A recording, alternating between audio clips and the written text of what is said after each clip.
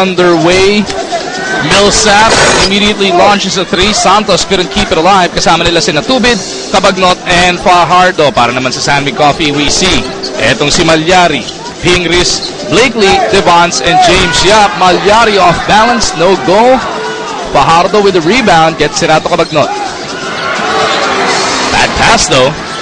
Blakely sidesteps over Cabagnot. Wala nang nagawa, pati si Fajardo.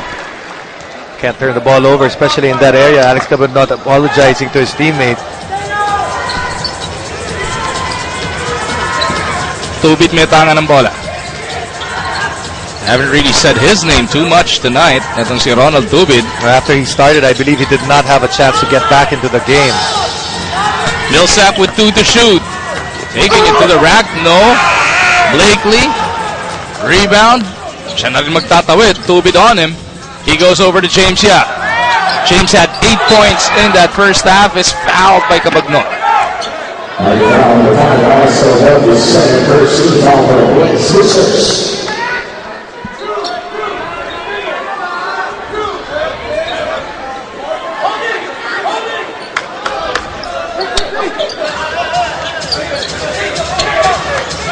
Malyari Metanan. Once upon a time, ito si Malyari, part of this Petron team. Gets it over to Blakely. How do you stop that, Jason? Ang lakas ng katawan, tapos at the same time, can jump off, mataas pa siya tumalon. Tsaka pwedeng 2 legs, pwedeng 1 leg, ganun pa rin yung elevation niya. As Millsap loses his balance. Pingris looking for a guard. They get it over to Blakely. James underneath, huli pa rin. Either Santos or Tubid, they got the job done. Millsap left alone. Couldn't send it home.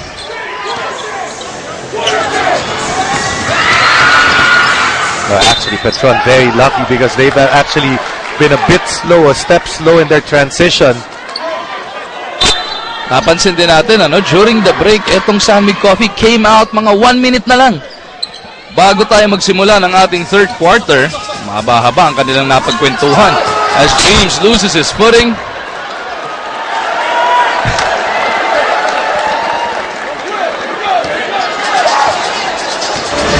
Tubid, humihingi pa to ng technical foul. Si James Yap lost that ball in the direction of the referee. Fajardo underneath. Big patience ang problema. He overshoots. Naiilang na, Jason. Yes, naiilang na siya dito kay Marcus Blakely. Good attack on the part of San Mig Coffee. Petron, again, we just mentioned it earlier. Their transition defense, a step slow, and San Mig Coffee is taking advantage. That's a 6-0 run to open the second half para dito sa San Mig Coffee. Fajardo to Santos. Arwin gathers himself. 6 seconds to shoot para sa Petron. Cabagnot kicks it over. Millsap for 3. No. Santos picks it up. Turning garbage into goal. Very important 2 points there para sa Petron because like you mentioned, it's already a pretty extended run para dito sa San Mig Coffee. Petron needed those 2 points. Took them over 2 minutes here in the third para makabutas. That brings them to within 5 points. Devance hesitates. James couldn't get rid of Tubid. Offensive foul whistled on Yap. I doubt if that's going to be offensive. Surely Ronald Tubid with a bit of hand checking there. Extended arm pala. Hindi pala. Akala ko pasuntok yung referee. James on the catch. Lassiter bagong pasok. Gugulatin sana. Lassiter picks up the rebound. You see Coach G looking for some more energy from his players. That's why he makes this early change.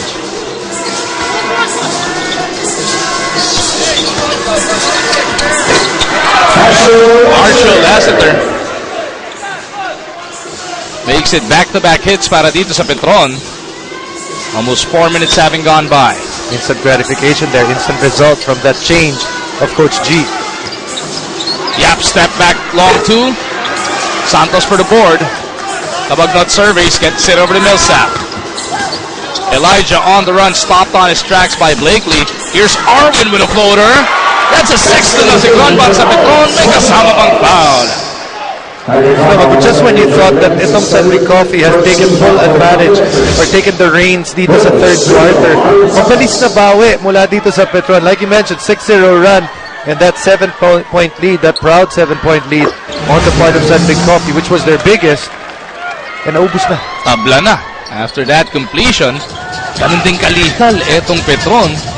They can score, they can put together some points in a jiffy. Malyari na naman! Second time this quarter he's beaten Cabagnot off that dribble.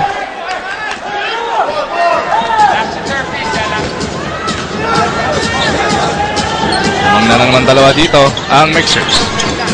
Cabagnot to Belsa. Lassiter waiting for it. Looking for Fajardo underneath. Not wanted to throw it down. It's not been Junmar's kind of night. James for three. In and out. Pingris is there. He will reset this attack. Alex Malyari has overtaken Baroka at that starting point guard slot dito sa San Mig Coffee. He's done a good job. James misses. Fajardo gets it over to Cabagnot. Alex to Millsap. This time, pati daw braso kasama. Very hard to say, may kasama braso, but definitely what's gonna ang makikita natin dito, yung katawan ng dalawa magkakabanggaan sa ere. You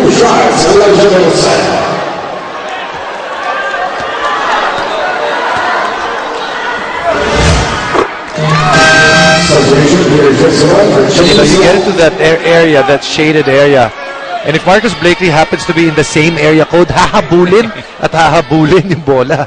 Gugulat ka nga. Unang personal foul pa lang yan para dito kay Marcus Blakely, as aggressive as he's been. Goes for the blocks, goes for the steals as well, but does a good job of keeping away from fouls. And as a whole, San Mig Coffee, a team that does a good job of keeping away from fouls. Millsap splits. Cuts this deficit to one. Pingris waiting for the movement. Simon, ipinasok na ulit ni Coach Tim Cone para kay James Yap. PJ against Lassiter. 3 to shoot. They gotta go to the bailout. Malyari couldn't get it.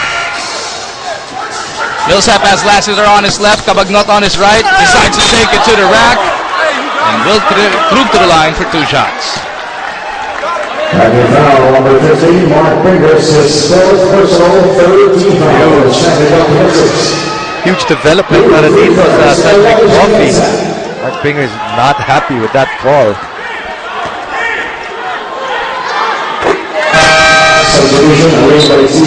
Pwes na tuloy si Coach Tim. Ibalik muna si Alain Maliksi para dito kay Ping.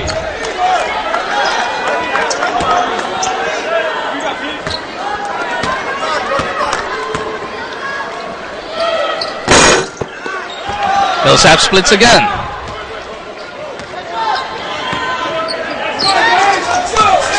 He was 7 for 7 before missing 2 of his last 3.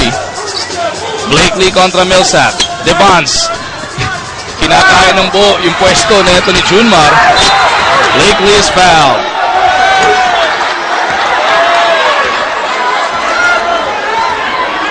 Si Devance was throwing his weight around. Ang layo na nausog ni Junmar Fajardo. As this time out is requested by Coach Gia Bonilla. Ating pinapaalala to witness hard-hitting MMA action sa PXC 39. Haharapin ni Mark Mugen-Striegel si The Beast Yang Yong Kim para sa featherweight title. September 14 po yan, alas 8 ng gabi sa Inari Sports Arena, Pasig City. Buy your tickets now. Mapapanood din sa Action TV sa September 15, alas 9 ng gabi. With only 5:55 remaining in the third, tabla tayo sa 55 to 55. Ikaw ba? Ano pa bang 5 na pwede dyan? Blakely has now missed his last 4 attempts from the free throw line, Jason. That after making his first 3. Speaking of 5, Alex Cabagnot, number 5, bringing down the basketball. That's Millsap. He's missed a lot here in the third quarter, speaking of Elijah Millsap. Ito, jump ball ba ang tinawag dito dahil hindi masigurado kung sino ba nakatapik noon.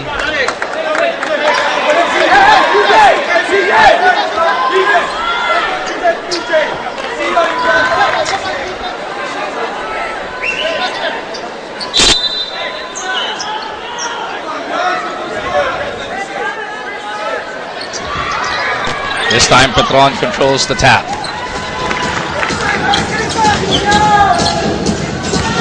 Kabagnot, hand off to Millsap. Gets it to the corner. Lutz doesn't want to pull the trigger.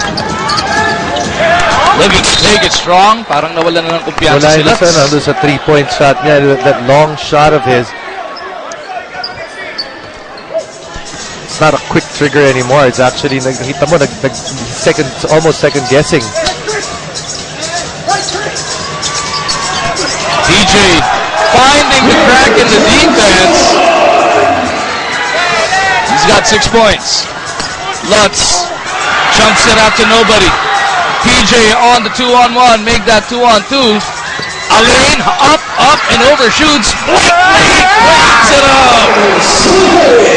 Just like that. Ito, again, San Mig Coffee able to get on transition, get those 2 points, get their points on transition.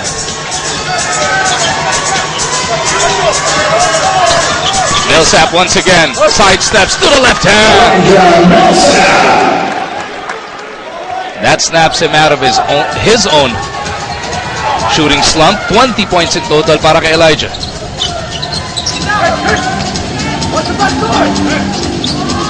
Devon, step back jumper. In and out. Millsap for the rebound, looking to push it hard.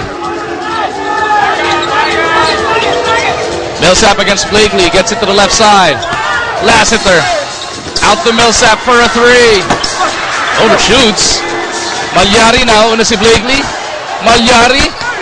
Behind the back to Blakely. Ang problema, offensive foul. Offensive foul, second personal. I had the right idea right there, and is actually able to get away with this one. Nice fancy pass, but abutan lang eh. Less than 4 minutes now remaining in quarter number 3.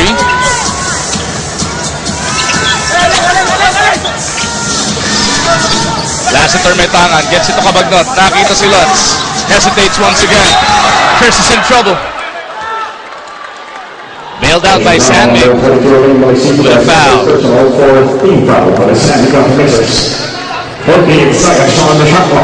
Maliksi getting the raw end of that. Siya na-foul. Siya pati naman sa uso. As Lassiter curls, fades away. No. Blakely na naman para sa board. Ang 10 pa lang yan para dito kay Marcus. Somewhat slowed down rebounding-wise.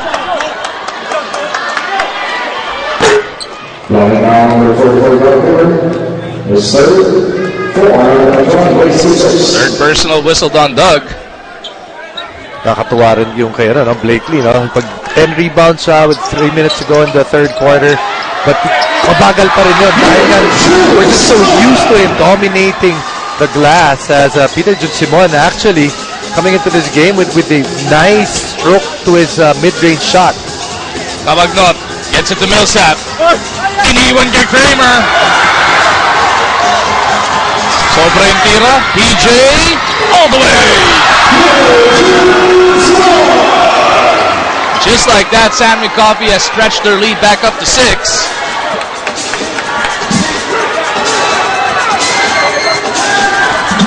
Daan ng 3 minuto na dito sa third. Millsap trying to do too much. Blakely, watch out! And this now is the largest lead of the contest. 8 puntos para sa San Mig Coffee. 30-second timeout requested here by Petron. The thing with this San Mig Coffee squad, because they're such a good defensive squad, they've always been good defensively, but they usually couldn't turn defense to offense very quickly. Now with guards like Marcus Blakely and having the guards be able to run as well, nakikita natin, they really are able to put their transition game, their offense quickly into gear when they play good defense. That 30-second timeout brings us on.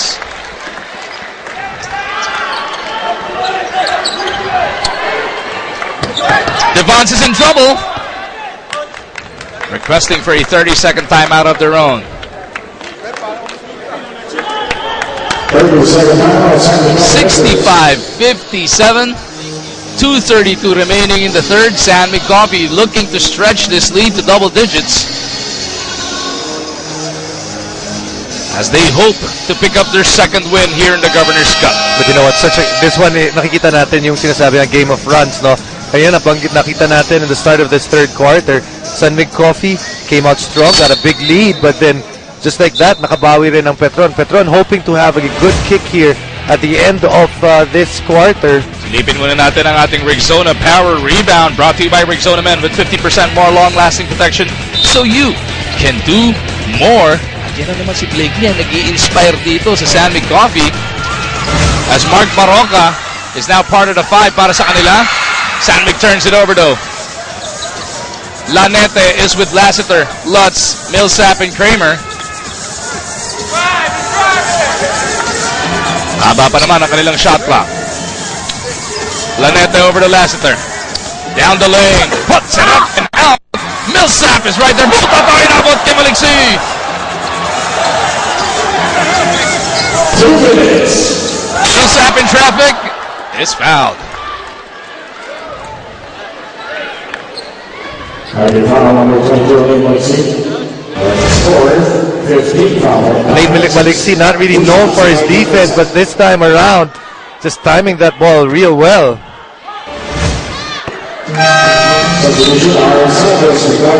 Santos back on the floor para dito kay Kramer. It's gonna be a short lineup para dito sa Petron. Millsap probably playing the 4. Well, if you look at the other side, you know, etong San Mig Coffee, that's what they're trying to get away with. And makikita natin dyan, pinakamalaki nila si Joe Devance nga. Siya pa nagbababa ng bola. Hindi na point forward, point center na.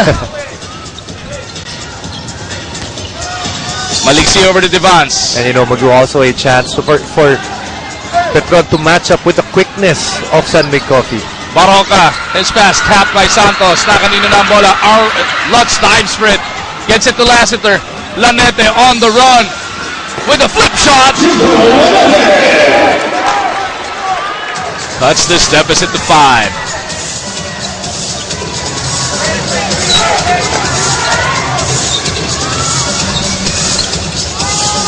Devance contra Santos. Maliksi offers the pick. They swing it over to Simon. Blakely pleading for it. PJ has 4 to work with. Lutz all over Simon. PJ puts it up. No, oy, nakahiga na, naka-rebound pa. Galing naman ni Millsap dun. Lutz to Millsap. Chico for 3.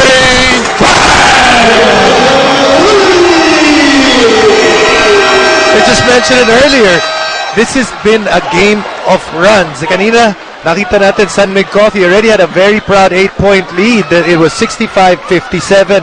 And then after that timeout, it was the turn of the Petron Blaze Boosters to get something going for themselves. At dito pa lang less than a minute remaining in the third quarter, nagkakaubusan ng 30-second timeout. Both coaches not wanting to give an inch here, Jason. Because every game is important. You look at this game, this is already going to be the 5th game of Petron. And you're basically past halfway, and you need every victory to stay in that top 4 because they feel that's where they can be, or they're there right now. They don't want to give that up. Guys like Chico Lanete able to really give a good boost from that bench para dito sa Petron. Devastating blows coming from the Blaze Boosters bench. San Mig Coffee looking to recover. Up by 2 points. Blakely contra Millsap. Taken away by Millsap. Elijah! Minnesota, tapla na ang ating labanan. That 3 steals he had in the first half, it's no fluke. Dahil kita mo talagang marunong talaga siyang tumiming ng sundot. Blakely muscles his way through. Rebound battle lalabas in favor of San Mig Coffee.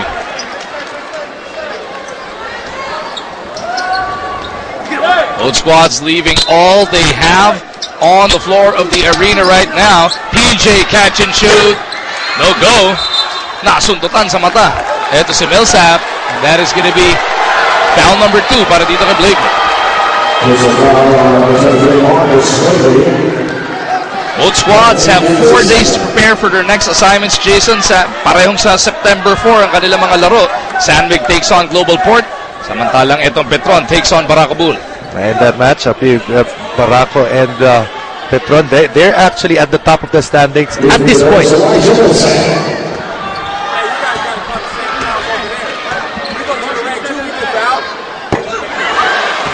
He's had his troubles from the free throw line as well. Speaking of Elijah Millsap, bit more steady than what he's shown here in the third quarter.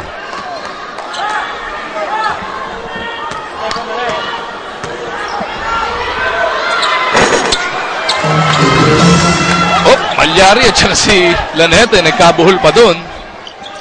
As Petron has taken a 1-point lead. Blakely having trouble with Millsap. Malyari looking to set this one up.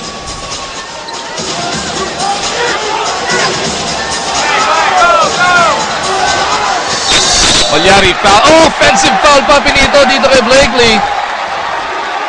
Dahil binura niya dun. Etong si Chico. A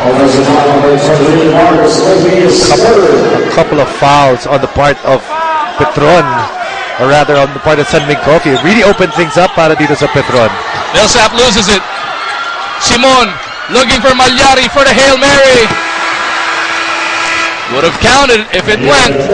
Pero that'll do it for the first 36 minutes of action. Petron magbabaon ng 1 puntong kalamangan.